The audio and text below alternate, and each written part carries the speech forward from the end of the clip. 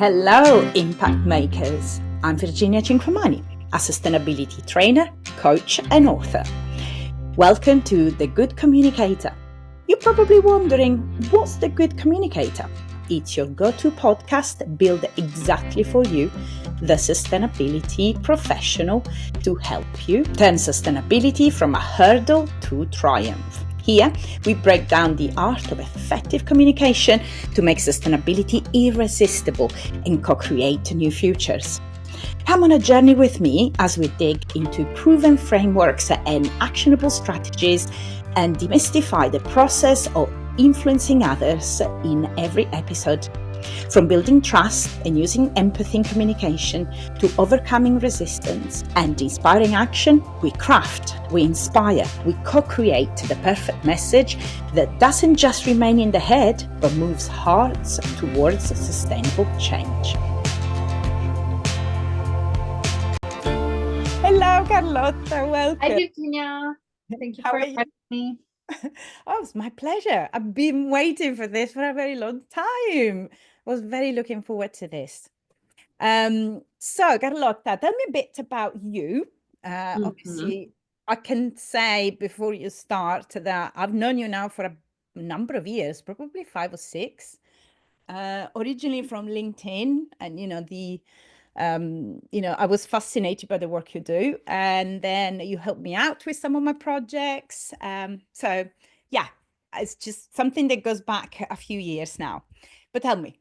Yeah, well, definitely we were together in your mastermind during COVID when we were all like trying to find something meaningful, and I found your program and it was great. And during it, I was already doing a little bit of my job, but now maybe I can explain what do I do and and why do I do it. So my job, has got many names. It can be called scribe, it can be called graphic recorder, or visual thinker. I like to call it graphic harvester, but the meaning is the same. So basically what we do is we're really good at synthesizing information and making it visual so that it can be remembered better and it can be learned better, because a lot of people are visual thinkers. So I do it since 12 years, and I do it mostly in the field of sustainability, and that's probably the reason why we met. And I studied sustainability and strategy, and I wanted to work with sustainability, but I didn't know what to do exactly. And so and then I took some courses in this was 15 years ago, so it's been a while. Yeah. So I remember when you helped out with the mastermind, the idea was really to try and give an extra layer to the people that were participating in this group. It was something, actually one of my best projects, I think, something I really, really enjoyed, and I think people did as well. We were sharing some knowledge on how to become better sustainability professionals, and you were scribing, or actually graphic harvesting, the classes that I was doing, and I have a bunch still, saved on my drive, and they're really beautiful. It's interesting, out of all the things you could have done, having studied sustainability, what led you to use this particular, to end up doing this job? So it's a good question, and everybody asks me that normally. So during my studies, when I was in Sweden doing this master's in strategic leadership towards sustainability, they were teaching us lots of things about science, lots of things about strategy. They gave us like a strategy framework that we could have used as consultants, for example, but they also gave us facilitation skills. So facilitation skills, meaning facilitating a classroom, helping people work together, communicate, but also facilitating visually. So there are two different things, and actually they go together. If you're a facilitator, very often you will want to have a graphic facilitator with you, which is another way of talking about my job. Because when people speak about things, it's important that they are visualized in some way. In Latin, Virginia, we're both Italian, so in Latin there is that saying that says, that the words fly away, right? But the paper sings. And so Scritta manunt verba volant. yes, There you go. I remember I was trying to I was like, my brain into what is motion. singing? What is singing? But anyway, the reason why I chose that is because I was good at drawing anyway, and I loved writing. It's like writing was one of my ways to decompress and relax in general since I was a child. So when they introduced me this skill of visualization and synthesis, it made so much sense for me, and I realized I was quite good. I didn't begin immediately. I kind of took several courses, and then I practiced for almost 2 years without being paid and without doing it professionally. But then after a while, one of my facilitator friends was like, can you please stop searching for other jobs? Just do that. Just throw yourself in it. And that's what I did. And I mean, with amazing results. Now, I want to show, because the podcast is recorded as a video podcast, but also there is an audio version. But for those of you that would like to see it on any platform that has video, I'm going to share some of Carlotta's recent works, because obviously the ones you've done for a mastermind were amazing, but and it's going to be a bit messy because we are on Zoom and not on another platform. And I don't know whether, well, I'm pretty sure this is going to be recorded as well. This is some of the work that you've done.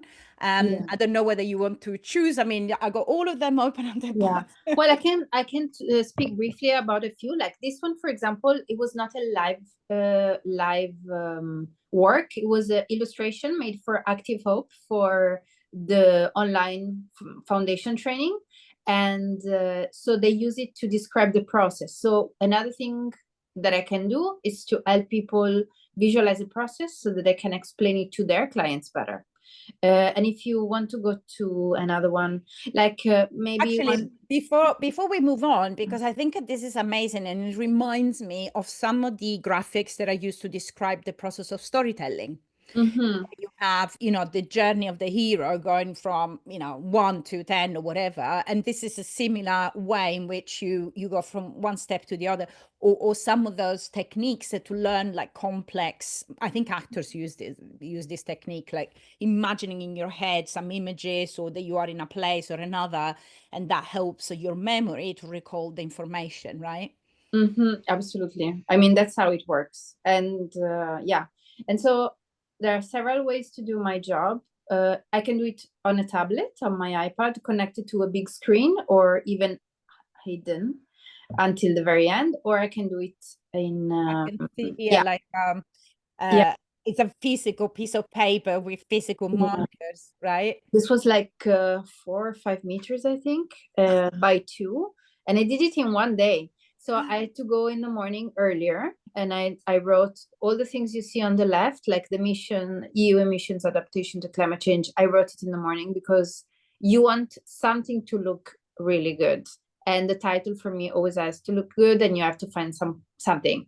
So I did that in the morning, like during an hour, and then the rest I did during the rest of the day. And I think there is also the digital version of it I sent you, so you can see how it turns out after. And this is what I deliver to the client, because they use it for reports, they use it for their website and stuff like that. And it's very busy, and of course it's in high quality, and you can zoom in and go everywhere because it's impossible to read from this far away. Let's say it's more useful in like this kind of work so big. It's more useful when it's live in the room, so that people can come during lunch, during breaks, they talk to me and stuff like that. So I'm gonna show others, like actually maybe some of the different kind of work that you've been doing, like with the pictures, right? Like with the photos. So you add some on a photo. So this summer I went to California, because my boyfriend is from California, and he works for a network that manages a beautiful mountain range, the mountain range of Santa Cruz, and he had to work. And a lot of the work that he does, it's in the land. And so I went with them, and I offered my skills, because I didn't want to be bored for a day. Not that it wasn't super interesting, but I need to take notes. Yes or yes. It's like I cannot do without. And so I took several pictures. I've got so many. And then on top of it, I wrote the notes that I took. And so before publishing them on LinkedIn, I showed them to all the people that were involved to make sure, that they were correct. And then when they gave me the okay, I just published them. And it's another way to do visual harvesting or scribing. You can do it in nature, you can do it in a room, you can do everywhere you want. You just need to be a little creative.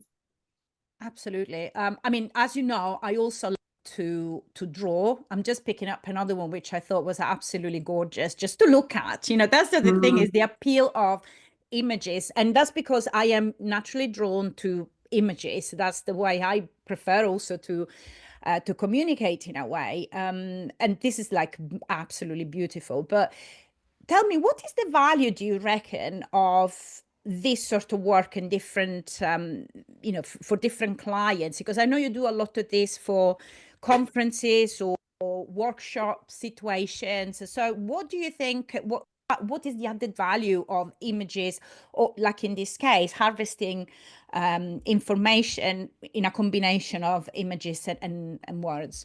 Yeah.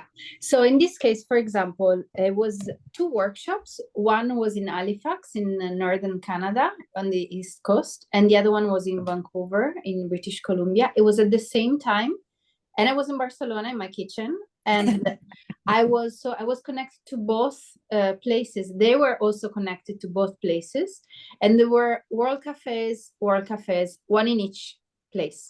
And there were students and people, and the topic, as we can see, it was about innovation, work, and ocean, the blue economy. And they were talking about, what does blue economy mean? Is it even sustainable, or blah, blah, blah, blah. So anyway, they had their questions. They were doing their own work. There was an introduction, a little bit, and then two big questions, which are the ones in orange and the one in red. And then each side, in Halifax and Vancouver, they were coming up with their own answers. And then there were some people in one side and some people on the other side were doing a synthesis out loud with a microphone, so that the ones in Vancouver would hear what the Halifax people do. And I was listening to all of it. And so I put one document for all of them, so that every person that was in both places, and also the people that couldn't have gone there, they knew what was the topic, what were the questions, what did they talk about. And this kind of document is really useful. Imagine you go to a conference and you want to explain to your colleagues back in the office that could not go to the conference what happened. And it's much easier to explain it with the help of a drawing or a slide, rather than just saying, yeah, we talked about innovation and, there were people in Vancouver. It's like visually, it's super clear immediately. But in this case, because it can look a little complex and a little bit confused from the outside, you just need to follow. It's like, where there is the girl, blue, green, where they're separated, you can explain and use the images to help you with the story that you're telling. It's really useful for storytellers, for sure. And that's one of the, well, not one of the major reason why I wanted to have this conversation with you, because as you know, I wrote this book about communicating sustainability, and it's less about communication in writing and more about everyday communication in the office, with colleagues, with clients, in conferences, etc. Lots of the audience to which this book is addressed is technical people, right? Professionals that work in sustainability. Not everybody is gifted, let's call it. Although I don't think necessarily, I mean, some people are naturally talented, but I think for most of the things can be learned, right? You might have an inclination and a particular strength to be creative, but I think lots of things can be learned. So for the average, say, sustainability professional who has to present, for example, at a conference, or has to take, I don't know, their board of directors to, to understand the new strategy or something like that, how can they use the power of images or something? I mean, obviously they can call you, which is amazing, and they should, but if they are on their own, what tools can they use to make their work a little bit more alive? Yeah, it's an excellent question. So the first rule for me is to steer away from lots of text. So try not to use super dense slides, the classic, it doesn't matter what color they are. It doesn't matter if it's white over black. It doesn't matter. It's going to be boring if there are lots of words on it. So I would go on one of those websites like Unsplash, and there are many where you can download beautiful pictures in a very high quality that reminds you of what you're talking about. So you can use one of those, of course, always mentioning the artist or giving money to them, paying for them, because that's what you can do. Sorry for the noise. Can you hear the okay, there must be like an ambulance like just outside. There's one. They can use like those pictures. So when it's thinking in images, it doesn't have to be exactly what you're thinking. For example, if you're explaining something super abstract like finance, what do you draw? It's always a pie chart, is always something like that, and it's super boring. But you can think creatively and think, okay, if it was a metaphor or if it was an animal, what would it be? So you need to think in thinking out of the box completely and in a very creative way. What happens is that very often people are afraid to be regarded as ridiculous, and so they will not use the creative thing. They will go, business as usual, because they are serious, very serious people. It's like, oh, serious. And that's a mistake, because people need to laugh. I don't know if you know about the School of Life. Have you ever heard about the School of Life? So the School of Life teaches emotional intelligence to adults using a lot of humor, because we remember things better when we use humor. And so for me, it's super important to have a little humor, be, joke about things so that people will remember what you want to talk about. Like the best speakers I hear are the ones that make jokes on stage, but smart jokes, not like, you know what I mean? Not lame. No, absolutely. No, not the lame ones. Or inappropriate jokes. So this is one of the things that I've been thinking about so much in the last few months, because I've had enough completely of doom and gloom. And yes, absolutely, the sustainability issue is very delicate, because the situation, depending on what you look at, obviously it can be quite scary. But at the same time, giving into doom and gloom, I don't think is the way out of any crisis anyway. You have to, like you said, think outside the box and think creatively. That doesn't mean necessarily laugh out loud, but it could be using a lighter touch just to make things memorable, perhaps, or ignite, the interest of your audience. And yeah, humor, I think, is a wonderful thing. It's just, I know that some people are like, we need anger and we need the fire. But I don't think the two things are incompatible, right? I mean, you've been working in this space for a very long time, and it seems to me that you still use your little drawings in a perfect way, even to illustrate the very, very hard topics. Yeah, also like the hard topics, nobody's gonna take them away. But if we want to propose solutions, you need to be positive, because we already know it's useless to be angry. Angry doesn't work. It creates stress in the body. It's not good for you. It's not good for everybody. Stress, like you can pass it to others. And I think anger is not the key. Anger is a bit, I used to be very angry when in the past about all these topics. And I was like, no, because you, and I was very judgmental. I think for me, anger comes with judgment. When I feel I'm better than them, I'm already separating. When I'm feeling I'm better than them, I get angry because they have to do what I want, because the world has to go the way I want. The truth is, it can't. It's not. We're not going to fix it. So when I realized I could not fix the world at all, I thought, okay, what can I bring into the world that is going to help? One thing, do the thing that I'm good at, which is visualization, I think, and storytelling and stuff like that.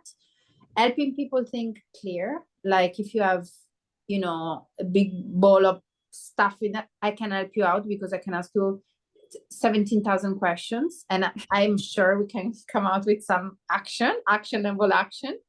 And then bring beauty.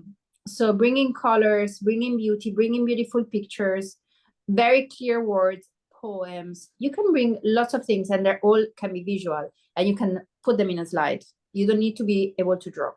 One, if you want to learn something that has to do with what I do, the first thing that I think people should learn before drawing, it's writing well, which has a lot to do with communication. Because if you write one word really bad, and if you do a beautiful drawing around it, people are not going to understand why did you do the drawing, because they don't understand the word.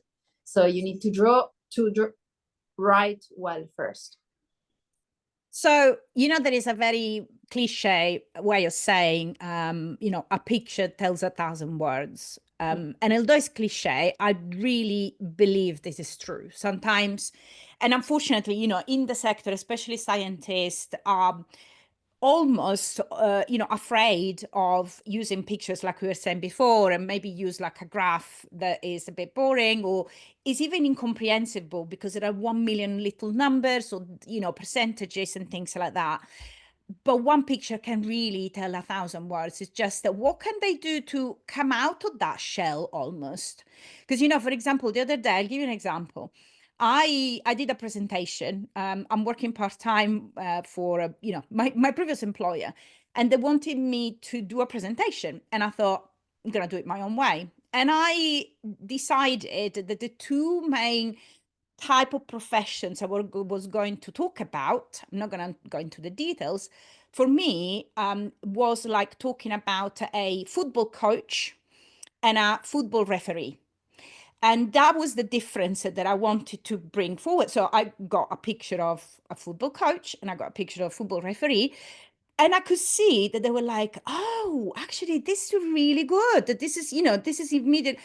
But then they added, I don't know whether we can use this in the classroom because, eventually I'm going to train people. And I thought, why not? But that's the thing. There is always resistance to, it's almost like bringing it to a human level, Yeah. but they think maybe it's like trivializing it. So how can you strike a balance between trivializing things and actually make it more accessible? I think what you did was great, and it's not trivialization at all. It's the use of a metaphor, is what I was talking about before. And so when they say, I don't think we can use it, ask why. Like, what are you scared of? What are they gonna think? That is a bad session, is a bad class, it's a bad course. What are they gonna think? If they understand if the final purpose of everything is that they understand and they remember, that's the most important thing to do. Who cares the way? And I think it's more, I don't think there is any way to ruin anything if you use metaphors and they're good metaphors. It's like the butterfly that you used, right, for the book. There's no way, I mean, come on. Obviously, it's a great metaphor. No, everybody knows it. And the reason why the people in the room understood immediately what you were talking about it, because it was a good metaphor. Yeah. So just use it and say, look, this works. Do you know what? I will, because I know I will, but lots of people, maybe junior consultants or, people that are a bit less scared to put forward their ideas and might struggle with that. But I think, we hopefully, and, thankfully with age also comes some more confidence. That's what I feel anyway. Yeah. To make it really, really practical, because I think you're not just an amazing graphic harvester, you're also an amazing storyteller. And I know because I've seen, for example, you talking about I think it was about jeans and how jeans are made and how, the incredible journey, which is appalling from one side of the world to the other. Am I right? That there was something, around the metaphor of jeans and as a metaphor. I bet. Yeah, I bet. Yes, because I wrote the thesis on slow fashion. So I guess, if it's about clothes, I probably did it. But right now I don't remember what you're but I did steal the idea, because then when I was teaching at Coventry University, just to illustrate to the students what it means in real term, things that you wear every day, what sort of journey they go through and how unsustainable that is. It's not just jeans, by the way. Jeans is particularly bad because it's one material harvest in India, then get shipped to Europe to be dyed, and then back to China to be sewn, and then back to somewhere else. So it goes, I think, 10,000 or 100,000 kilometers or something crazy for a pair of jeans, which, by the way, on the label, it says made in whatever is the last place that they are.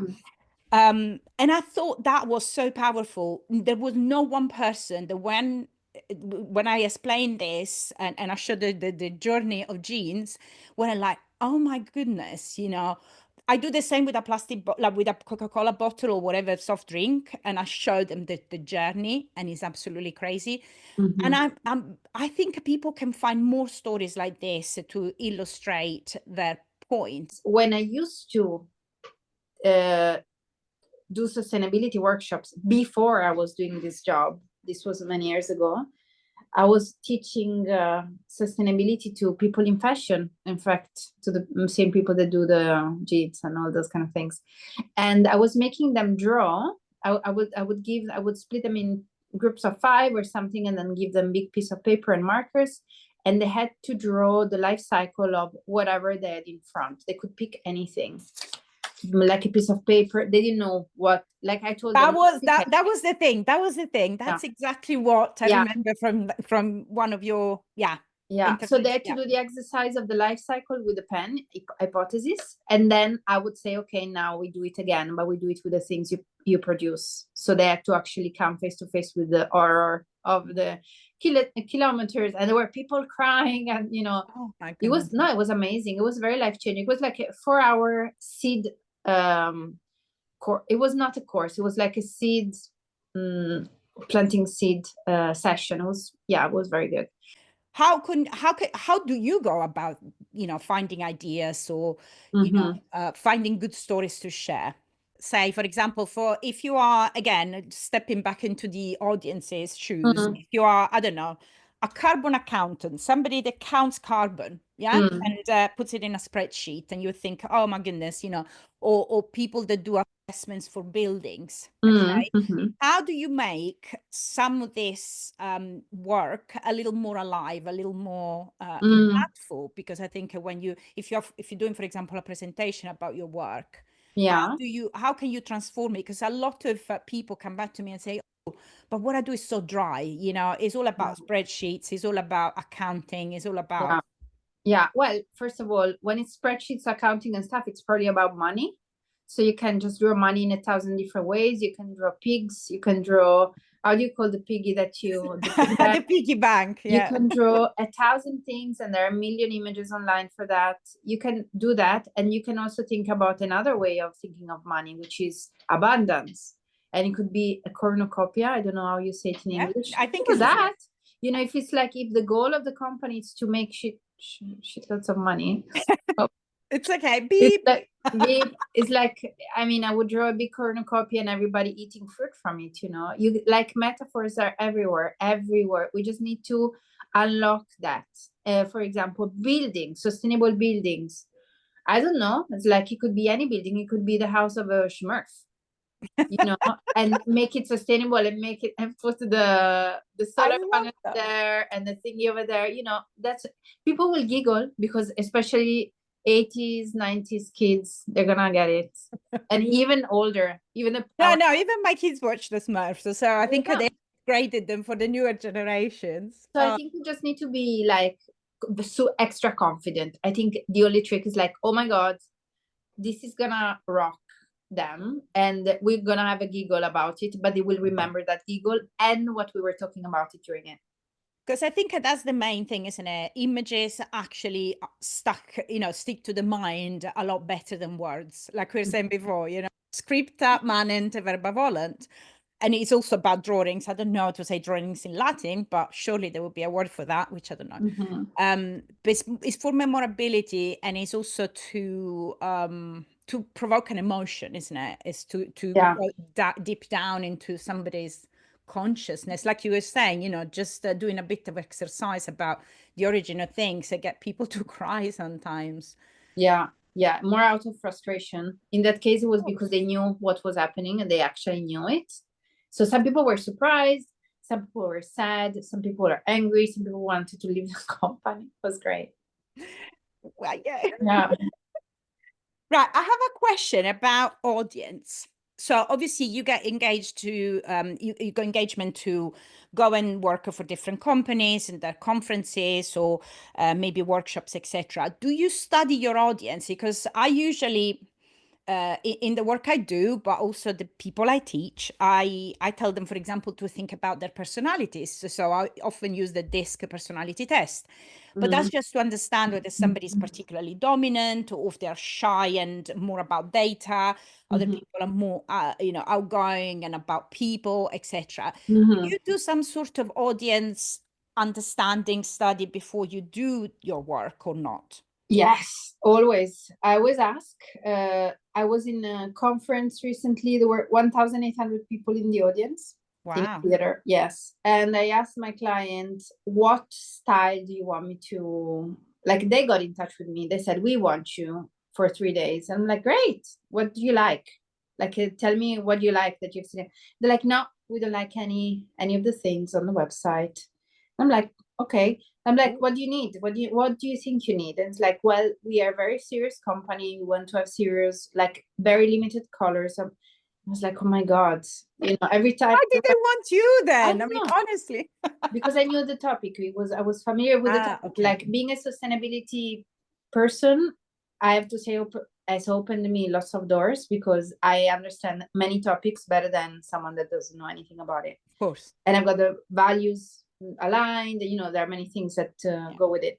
And so they asked me to only write straight, only capital letters, never write like this, which is something I do a lot. No colors. I only could use 3 colors: black, white, and an extra one. I could use only stick figures, no faces, no hair, no clothes. So stick figures.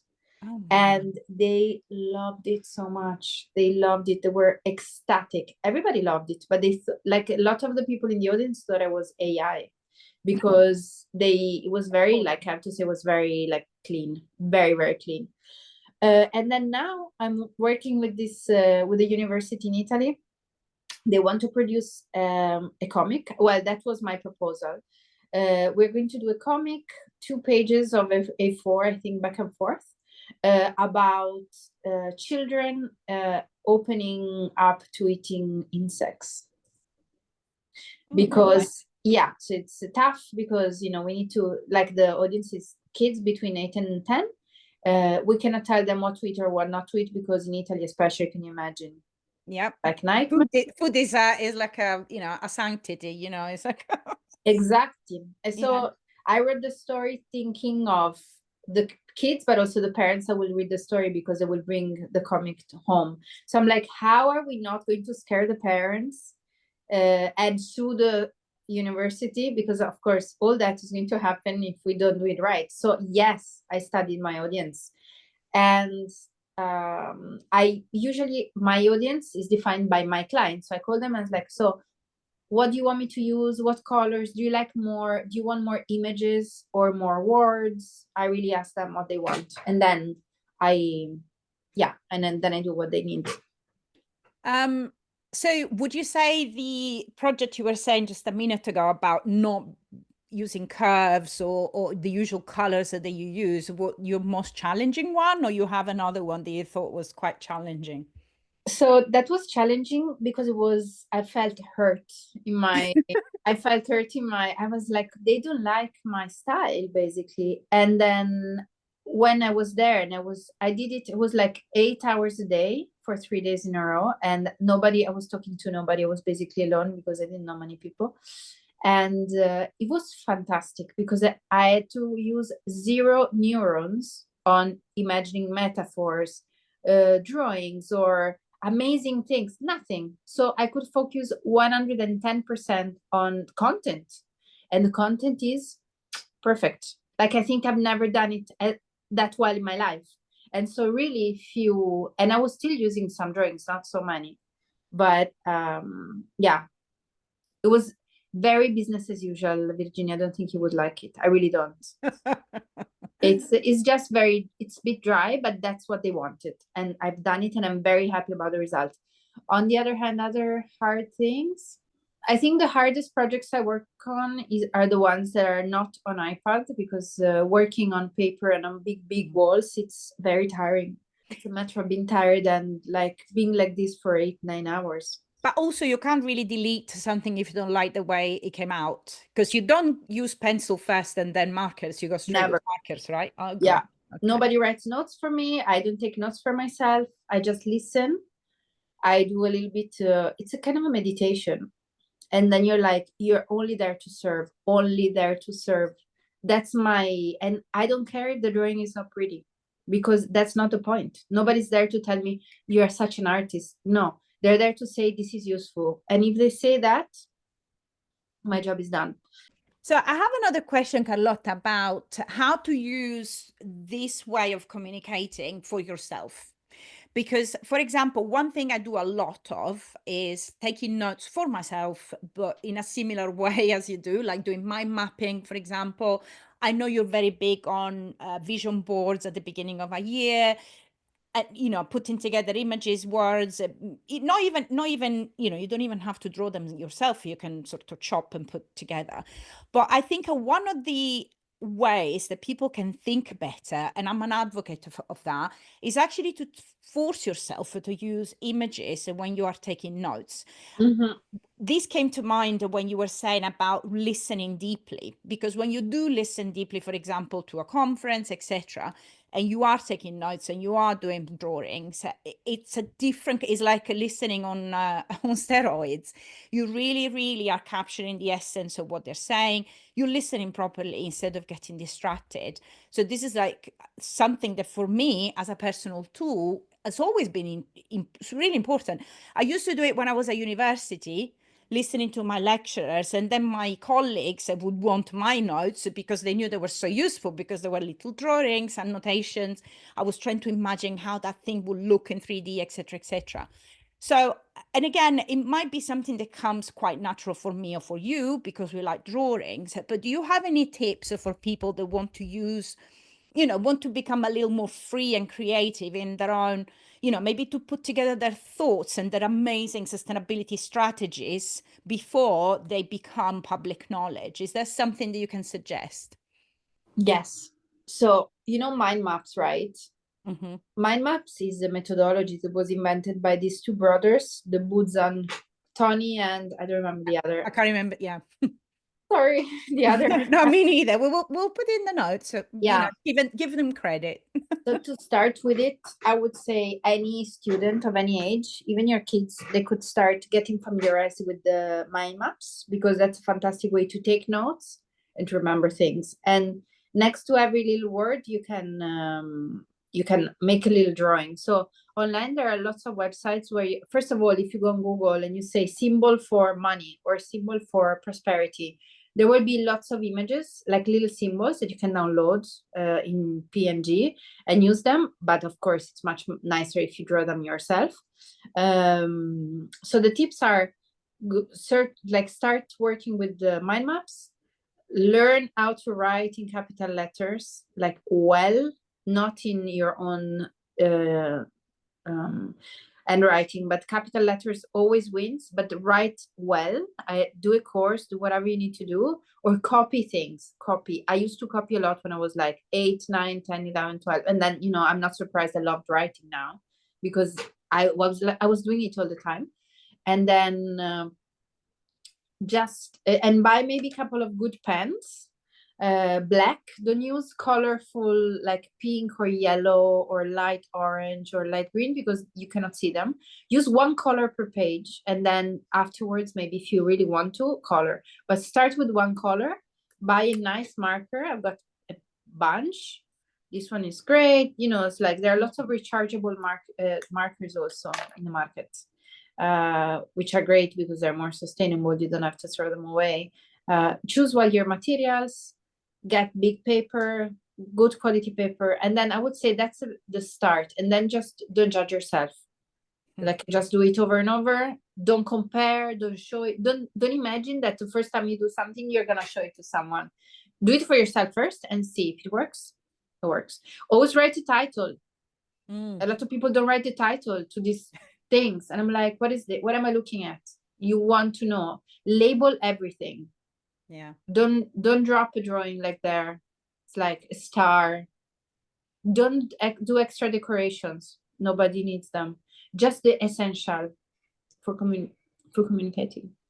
I was going to say also, I mean, iPads and tablets are great also for recording if people are more used to, paperless offices these days. I've learned myself to use Procreate and I love it now. At the beginning, I was like, oh no, I like paper. I mean, I do love paper and pencils, but it can be messy. You can need a lot of, stuff. But if you want, there are alternatives as well. And the advantage of having digital is obviously that you can send it, you can amend it if you really want to. Obviously, there are lots of advantages there. So there is flexibility. That's what I'm trying to say. Yes. Even if you're not particularly, I mean, even if you can draw stickmen, I think that's, a good starting point, and then you can build up, so long as it transfers some form of thought, right? Or image or metaphor, like you were saying before. Absolutely. And also, like, Virginia, if you do something in on paper, you can take a picture of it with iPad and clean it up a little bit in Photoshop or even in Procreate, and then send and edit it. So like what I showed you before, the big board of 5 meters, I took pictures of all the bits. I put it back together, and then I cleaned it. It took forever to do the job, but you can do it with a small, with the small paper. It's fine. One thing I wanted to ask you, if people want to contact you, where do they find you? Because I love your LinkedIn posts. Sometimes we do little GIFs sometimes, or GIFs, or whatever people call them. I love that. Brightens up my feed. So LinkedIn, of course, and I would say LinkedIn and my webpage, which is www.carlotta with double T cat like the cat.com. And Virginia, I need to make, every end of the year I make a new GIF or whatever every year, and I don't know what to do this year. So what do you suggest I do? Something that represents the new year, the 2025. 2025. Oh gosh, 25 is I'm not gonna write the number. No, I'm thinking 25 is like a silver anniversary, isn't it? Yeah. It has to have some silver in it to me. Okay. All right. And I wonder what Chinese here is, and maybe it could be an animal. It's Chinese New Year is on the 29th of January, I think. Something like that. Yeah, it could be the animal. I'm gonna find out. Thank you for the inspiration. Just, you didn't ask me before. I'm dropping it there. You welcome not to use it. No, I will use it. Maybe it's a pig or a silver pig. Perfect. Can you imagine a flying silver pig? That would be very funny. Perfect. Let's see. Maybe it's not the pig. Maybe it's something else.